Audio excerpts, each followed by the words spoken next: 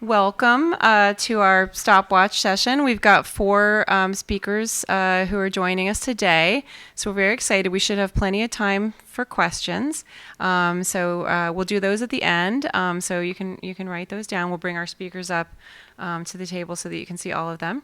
I'm Heather Staines. I'm one of the Charleston Conference directors. I believe this is my 20th Charleston Conference, which in Charleston land still puts me on the newer side of attendees. So I got to get some more years in there. And this is my first time moderating Stopwatch, and I'm kind of nervous, so show some grace. We've got speakers from all over joining, and I will invite our first speaker, Marion Finnegan, who is joining us all the way from the United Arab Emirates. So welcome, Marion.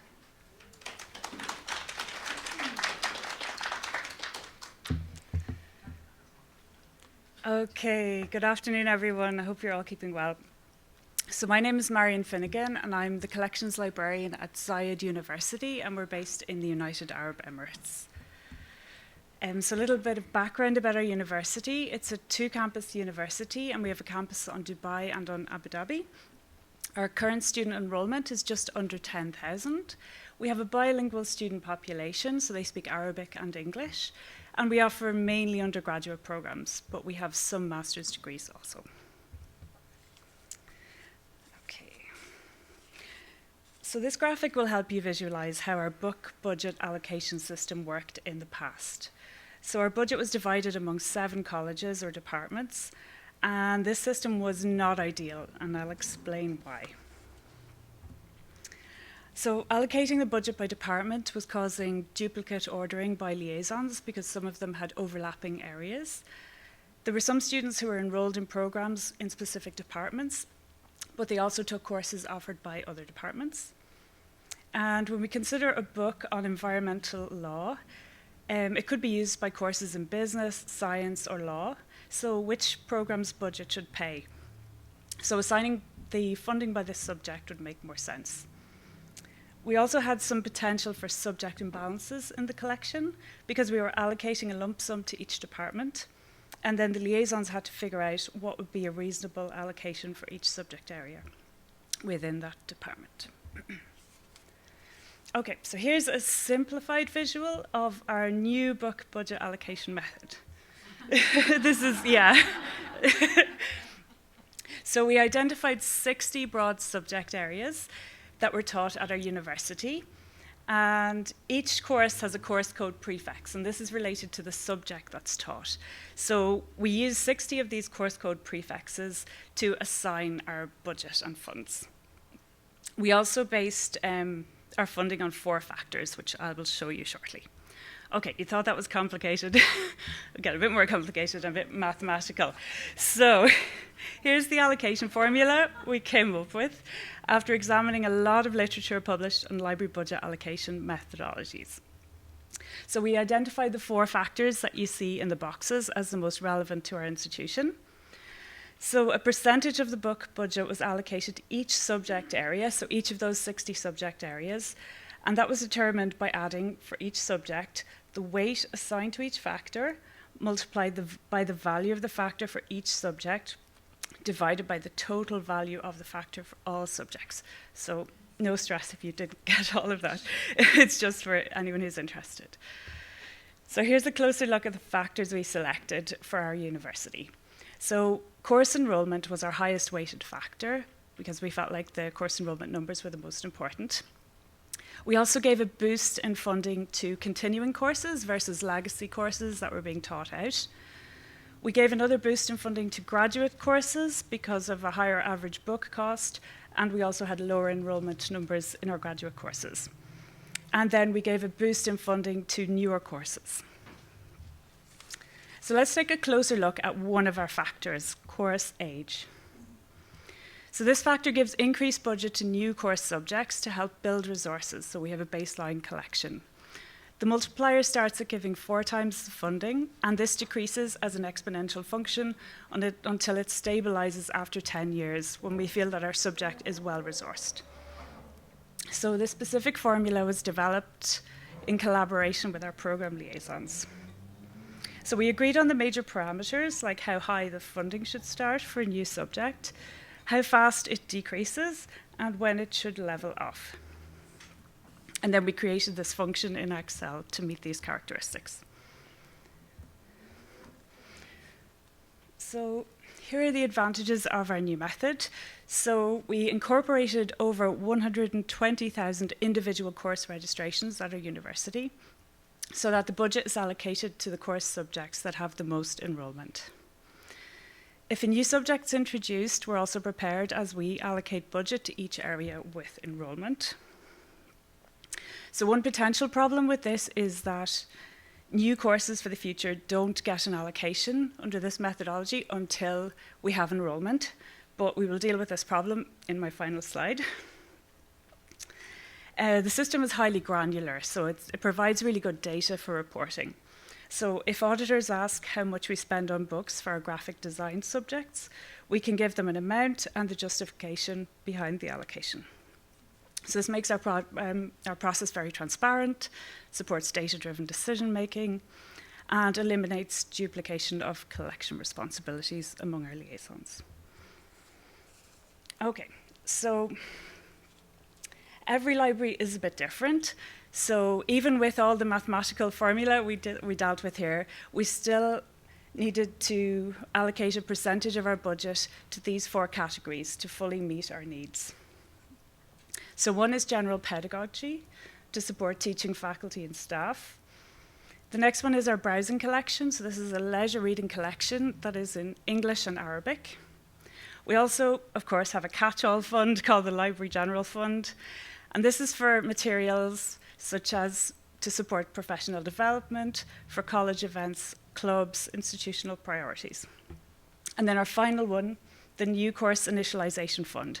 So we give a percentage of our total budget to new course initializations. And then once a course is confirmed at any time during the budget year, we have money that we can dip into so we can buy resources and be prepared before the students arrive. Okay, and I think that's all. There's a lot in a short time, but I'm happy to answer any of your questions afterwards, so thank you. Sorry.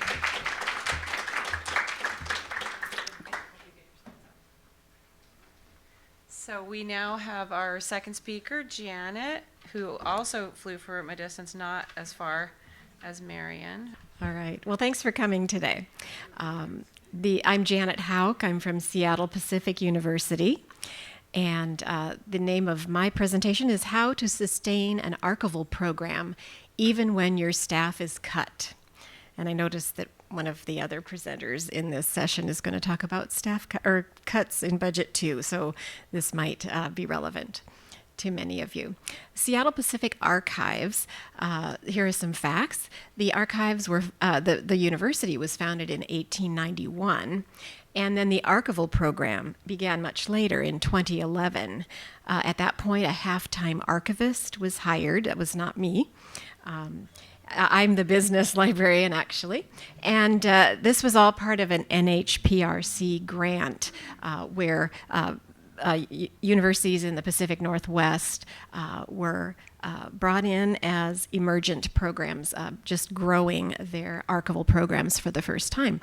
The archives included institutional records, some Free Methodist records, which is the founding institution of our college, our university. It was made up of 1,200 linear feet, and 85% of the archival materials were stored off-site. Fast forward to 2022, my colleague, the archivist, left the university, and the position line was eliminated at that time. So the question became from our director, should we continue or discontinue our archival program?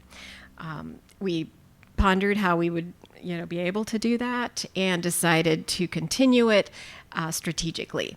And this is what I'll be talking about now.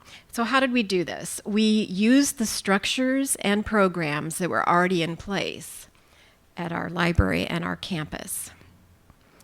That's where I come in. So the library structures and programs that we've had in place, first of all, myself, the business and technology librarian, I am a former archivist. I've been at SPU for about 7 years, but for 2 decades before that, I was an archivist. And then we also have a tech services staff person. She's pictured here. She has the capacity to be cross-trained a little bit, so we're using her. The library student employee mentorship program that we've had in place already in our library could provide some projects for any students that wanted to be mentored in a specific way. We've also had, or we did have, it was spent, $5,000 in a donation to fund projects for our library student employees that might be interested in future careers in libraries. And then finally, we already have a digital commons institutional repository and a part-time scholarly communications librarian. So these things are already in place. On our campus, the things that have been in place already are our history department has an internship program. So interns are often placed in the archives. We also have a museum studies program, which has an internship requirement. So same thing. Our university has an annual giving day, and anybody on campus can propose a project to be fundraised on that day by our advancement office. We also offer internal grants from our faculty life office, and external grants are worked on through our Office of Sponsored Programs. So again, those things in place. So what were we going to do? This is where I stepped in to offer to kind of build how we would move forward, and I wanted to collect data. So since 2015, our previous archivist had put in place a data collection program, and out of 377 archives questions that were logged, I looked at a sample of 100 questions. And what I found was that nearly half, 43% of the questions could be answered through the yearbooks of the university, 30% through the newspapers of the student publications, 29% through our university catalogs, 9% through our alumni magazines. So most of the questions that we were receiving could be answered through very long-standing publications of the university. And then finally, 6% I considered other, where maybe somebody would need to step in to help with video and audio and high-res photographs. So then we formed a plan. I looked at choosing the publications that would answer the most questions. And then we would scan those, we would apply OCR to them, and upload them into our digital commons institutional repository. This would allow researchers to do their own research, and then any library staff would be able to very quickly refer someone to the IR where they could do that research on their own. And then any other questions that needed more could be handled by the two of us that were working in specific with those questions. So how did we do this? Well, first we looked at the yearbooks. Those were the ones that would answer most questions, right, from the data. And I had one of the history interns digitize those. And then we used an internal grant to finish that uploading. Now that took at least a year to do, but those were all digitized back to our beginnings, and they're in our IR. Then the catalogs came next. This time we used a library student mentee. We have the mentorship program. That was a project that this person wanted to take on, and so they digitized and uploaded the catalogs, and then we used that $5,000 donation that we had in the back pocket to help finish that. Finally, the student newspapers. This time, I wrote and received a grant from the Washington State Library. It's our digital heritage program for $15,000, where we were able to outsource the digitizing. Again, another year later, and those were all done. I hired a student with the grant also to upload the items into the digital repository, and we had a little bit from our Giving Day fundraising that finished that off. So the step 3 continued this past year. We got another grant from our Washington State Library for $15,000 to work on our photographs. And this time I chose some of the earliest photographs that would be out of copyright up through 1929, and oftentimes of much interest and most interest to people to view. We hired a student to, this is different, of course, with photos, to assign the metadata to each photo first, and then another student actually digitized and then uploaded the images into our Digital Commons repository. And nicely, we were able to use a large-scale scanner for the larger photos that had been previously purchased with another grant. And finally, this included, I built in some travel funding to come to this conference because grantors like to, have you talk about how you use their funds. And so I am grateful to the Washington State Library for that funding. And then future steps, this is working very well, so we're going to keep continuing as we can some of the digitizing that we've been doing. Looking next at our alumni publications, that would have been next in that list according to the data. And then we'd like to digitize more photos if we can. I've got a museum studies intern that'll start this winter, so probably work on the alumni publications. And a little more cross-training for the tech services staff person. They're very interested in having their student employees do a little bit of work as well, and that's great. And then finally, our future steps hope to be succeeding at sustaining an archival program at SPU as best we can. Thank you. I have our Digital Commons site listed there, and I've also got a picture of myself here in the choir. That's out of the yearbook. And I'm not telling you which yearbook it is. I'm the Seattle Pacific class of ? So there I am. Well, thank you so much. It's wonderful to be here today. Thank you for the opportunity from the diaphragm. It's great to be here to talk about one of my favorite nerd interests, change management. Specifically, I'll be talking about change management in the age of perpetual overload and how we need to update some of our strategies and thinkings about change for library workers. Just to clarify my affiliation, I am currently a solution architect at Adapon, but I have a library background, so I kind of will speak kind of between roles as I structure my comments today. So a very quick overview. If it's been a while since you've read about change management or this discourse may be new to you, I just wanted to give a very brief overview. Change management is essentially a collection of processes and models to help structure organizational adaptation. There are some big names in the field, and I've put a few of my favorite recommended readings here, just in case you're curious. There's a lot to delve into, but these, I think, are three that especially speak to the needs of libraries and information workers, information practitioners. In general, though, when we think about the literature more broadly, a lot of change management discourse focuses on the interaction between objectives, like what you're trying to do, getting buy-in or support for it, whether that's in terms of effort or monetary support, getting momentum and morale. It's very kind of businessy and very transactional. And it has a pronounced focus on organizational behavior and culture. I'm here primarily to say I think we need to consider the learning components associated with change management and think about change as something that requires ongoing and deep learning. And that's a part of how we should think about and plan change within our organizations. There's also kind of a translation that I think needs to happen as we think about the models we've inherited and try to reconcile them with the current state we find ourselves in. Some of the models for change management assume a lot about bandwidth and time and energy, and I think things are different now. Maybe they always were different than how they were represented, but especially now, I think it's time for a bit of a reckoning where we take stock of some of our present challenges and pain points.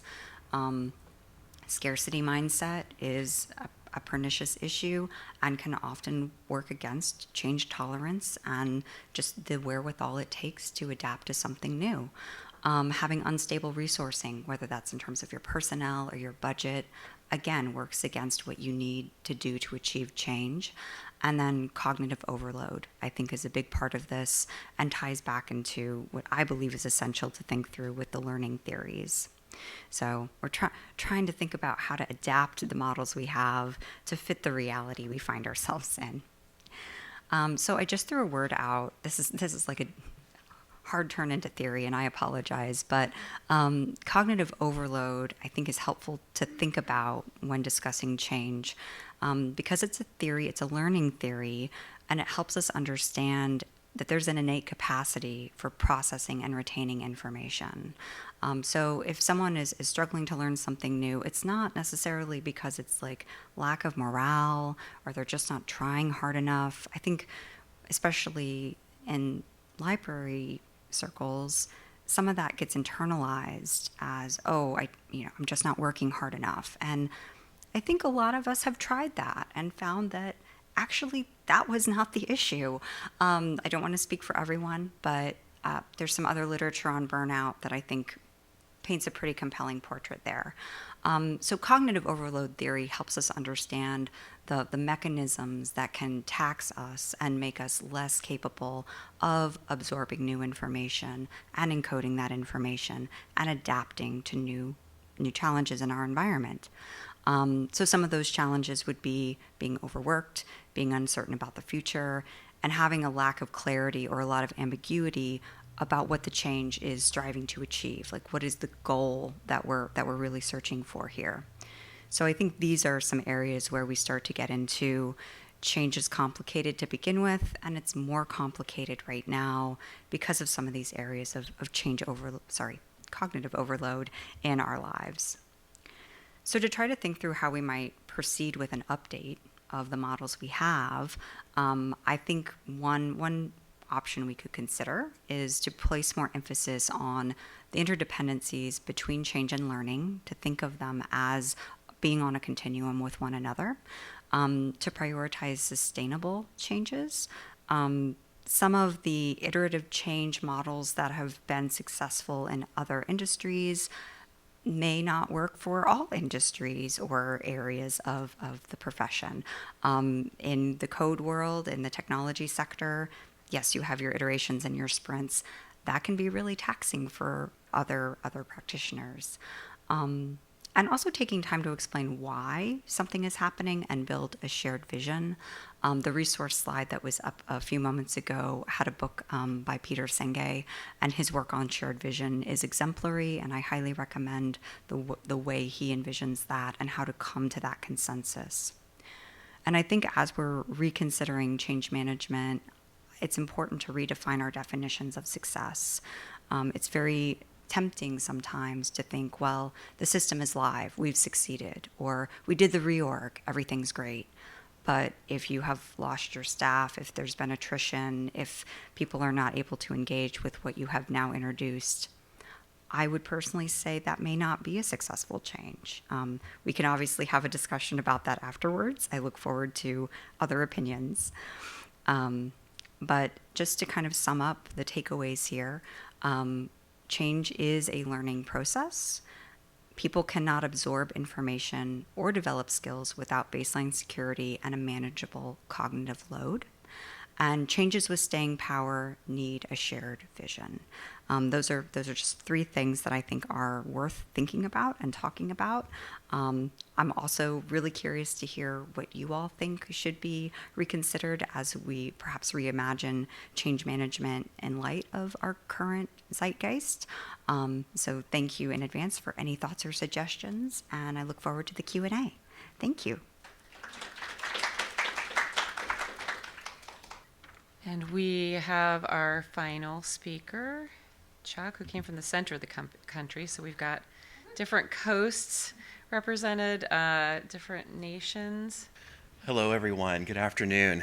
So my name is Chuck Knight, and I'm the business information librarian for collections at Vanderbilt University at the Walker Management Library. We're one of 9 campus locations, and we're located in the business school, just to add that additional context. So today I'm going to share 5 strategies for dealing with tightening collections budgets. But before we get into that, I want to go on a little time warp. Picture it, the United States, March 2020.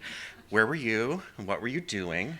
Well, this was before I was a librarian.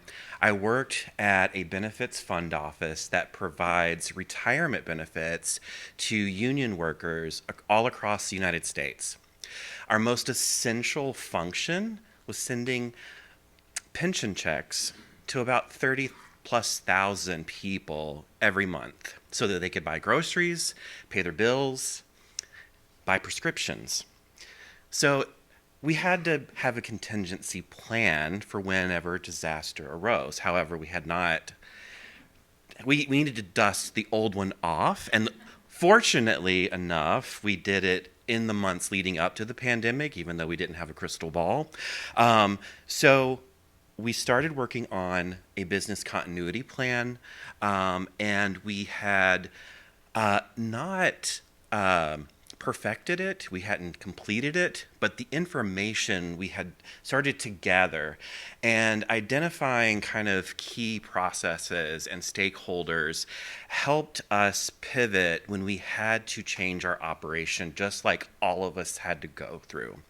And I kind of think of budget planning, especially for times of austerity, can be similar to business continuity planning. So I want to share these 5 strategies, which I think can fit into this overall business continuity or maybe collections continuity framework. So let's just jump in. First strategy is developing and maintaining rapport with our vendor reps. I think it's very important to establish solid professional relationships by leaning into the human element first. I think if we can have some relationship with our vendors and service providers, have some pleasantries and some getting to know you with them, that helps us ease into the business side, the negotiation side, the transactional side of those relationships. And also when negotiating, I think it's important to come from a place of interest-based versus position-based bargaining, which is something I have borrowed from collective bargaining. But I think the easiest way to explain that is this quote from Getting to Yes: "Face the problem, not the people." And if you imagine what that looks like, often we think of negotiators as sitting across from each other as adversaries fighting to win something. Instead, we can reconceptualize that as 2 people sitting side by side working on a fair outcome instead. And maybe there's some creative energy we can be partners together in. Second strategy is embracing transparency and clear communication. I think to the extent that we're able to, if we can share our budget realities with our vendors, we should do that. For example, I know we're all in a challenging time in higher education, and while that's in the news, what does that mean locally for you? How does it impact your campus, your library, your collections budget? And I think if you can share that story with the vendors, that context might help you work toward a creative solution with that vendor, potentially. Strategy 3, know your resources and how they're packaged. I think it's important to consider them as information resources so we can think of our users, how it fits into the overall curriculum, but also if we take time to also think of them as information products, so we can ask questions about how is this product package? Do we have tiers? Do we have add-on modules? Is the pricing based on overall FTE or is it seat-based? Is there maybe another solution that we could work out that would work for both parties? I don't know, but I think that could be a good conversation piece. Strategy 4, keep a list of alternatives. I don't think there are any twin information resources out there where you have a complete one-to-one, but there might be enough overlap that the most essential content for your users would live somewhere else that has more competitive pricing. And having a list of those and knowing about them is helpful when you need to pivot. And the final strategy is to make a cut list. I like to think of this as your must-haves and your nice-to-haves. I think identifying and ranking your resources that you would and identify the ones you would cancel if you had to is helpful, and revisiting that on a regular basis because the circumstances can change as we meet new challenges. And so as I've been thinking about this, I have been thinking about kind of how this might fit into a larger framework, and I have a very, very rough draft document that I would love to receive feedback on. Also, if you find something helpful in it and would like to use and adapt it, I would love to share that. But thank you for your time today.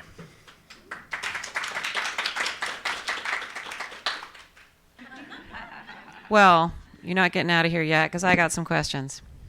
I thought that it was really wonderful, the connections between these presentations. The first two really talked about the role that data plays in making a decision, and certainly in Janet's example about the archival program, really was a change management case study brought to life. So thank you for illustrating some of the stuff that Courtney was talking about. We've got two folks with a business school connection, so I'm sure they're going to be willing to help us. And the continuity plans that Chuck talked about would have, really been useful to have in place in these different scenarios. So I wanted to talk, let me go first to Janet. So there was something on one of your slides that you didn't have a chance to talk about. It was who was asking the questions, which different stakeholders. And I couldn't quite see, I think it might have been staff, but how much did that figure into your decisions, the notions of who was asking the questions and not just what was going to answer them? Sure. Is this on? Yeah. Yeah, that's a good question. We did have to, that didn't factor so much into what we were going to digitize, but rather how we would prioritize then when we did get questions from, from without to help with information that could be found in the archives. We decided that we would have to prioritize certainly our students, our faculty, our board, our administration, our alums, and then we had to knock down to the next level people from the wider community. We didn't want to have to do that, but yeah, that's more of the way we thought of it. Mm-hmm. Get the things digitized, and then when the questions come, have to prioritize. Great. Has anybody come up with a question? If I don't see you, just shout out. I want to go to Marion. That was one of the most amazing formulas that I think I've ever seen. I hope that everyone took a picture of that, because I feel like that is incredible. And your enrollment and enrollment changes over time, was that part of your process? Did you look at how maybe some of that enrollment might be varying over time to try to get a little bit of a bead on future, or would that have been too much to add to the formula? We didn't do that, but we have everything set up in lots of lovely complicated Excel sheets. So every year we can just input the new enrollment. So every individual student enrolled in every single course at our university will be picked up. We'll just make a few little adjustments if any courses become legacy courses, they're being taught out. So we have a few little tweaks to make every year, but basically, it can be adjusted really, really easily. It took a lot of work to get there, but now it's just a matter of uploading some stuff, cleaning some data in Excel, and we're good to go, and it's up to date every year. So. Great. We got a question here in the front. I'm going to give you the question. I'm just wondering, what is a legacy course? I haven't heard that. So maybe I'm not sure if there's different terminology here, but We have some legacy courses, which are courses that are being taught out. So we previously offered an education program, and that was discontinued. So we have some students who are being taught out, so we still want to keep resources for them, but we don't want to put too much of our resources into a course that won't be taught. So apologies for not clarifying. Thank you for that. Thank you. It's a great question. We've got one over here, and then I'll come right back to you. This is also a question for Marion. I was wondering whether y'all thought about, do all courses place equal demands on library resources, or are you kind of using that as a baseline assumption?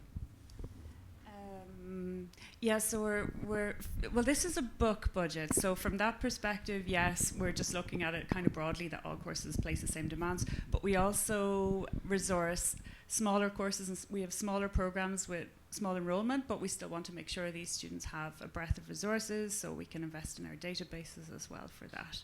But at the moment, yes, but maybe I can get more complicated in the future. Thank you.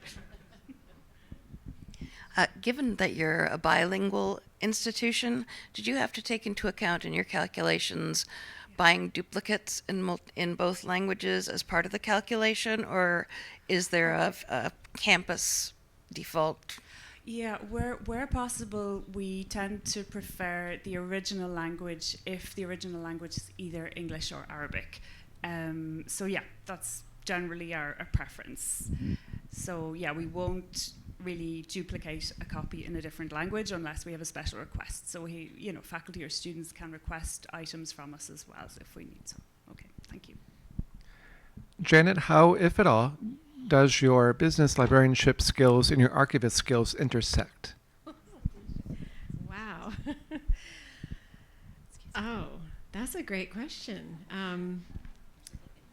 Yeah, that I'm drawing a blank. I think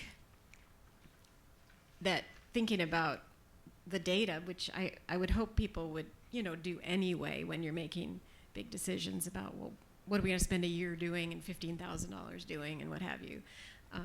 Maybe that came into it, but yeah. Otherwise, I would just say it was more of an idea that, what can we do rather than what do we have to stop doing? And that's very broad. That's not just business related, but yeah. Don't have anything else on that. I have a quick question for Courtney, because we've got 1 minute left. 30 seconds, Courtney. You've done a variety of roles, and now you're solutions architect. How do you communicate a shared vision to the folks that you're working with, given that those stakeholders have changed over time? Yeah, so throughout my different roles, the key for me is to listen very carefully, repeat back, try to find those through lines, and always emphasize the overall impact that we're striving for and the key audience for that impact. So staying really user-focused, that has been consistent whether I've worked in libraries or on kind of a library technology side, or now with publishing technology, making sure that the user's interests are really anchoring the work that we do. That's been my approach. But listening, making sure I'm not misunderstanding things, repeating back a lot, which I'm sure is annoying in meetings. Those have been my key strategies. Great. And last, for Chuck, in the last minute, your rapport with reps. This is your second year coming to Charleston, so I'm sure this is a big focus of your time here. When you go back, how do you communicate that benefit, which might seem intangible to some of the folks who aren't out here, and how you make sure you can keep up those connections?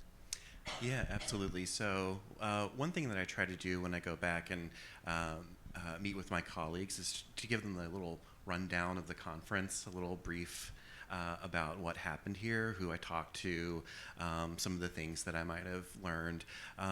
And also, I think, in terms of talking with vendors, I think several of them that I've talked to have said, oh, let's get in touch next week after the conference to continue our conversation. So. Yeah, I usually say sometimes the best gift you can give to somebody is to not have a meeting with them and have it later, because we're all cognitive overload. So thank you to each of our Stopwatch speakers. I think they did an amazing job, and thank you guys for asking questions. Let's give them a round. And I know we've got some Neapolitan sessions down at the Gaillard, so I'm going to try to hike back down there because I had a 5 o'clock Neapolitan yesterday, and I really appreciated the people who came to that. So I'll give a plug for that. Hope you guys enjoy your evening and the rest of your conference. Thank you.